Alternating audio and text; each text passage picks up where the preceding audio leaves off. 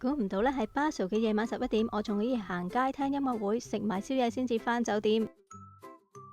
今次我要介紹嘅係巴塞1年1度嘅盛事 Basel Night，亦都係叫做博物館之夜。只需要你買1張門券呢，就可以參加當日嘅41間museum，而且呢，開始嘅時間係夜晚6點至凌晨2點。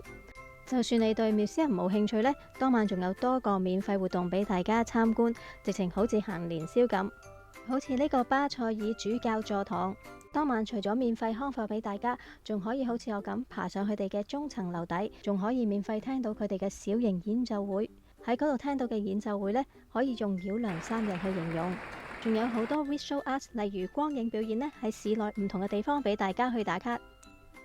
行到夜都唔需要擔心冇嘢食，有好多嘅地方都設有流動食物車，而且當晚嘅餐廳同埋酒吧都會開得特別夜。最後呢，交通配套當然唔可以少啦，行到凌晨2點都一樣有免費嘅交通接駁車送你哋返酒店。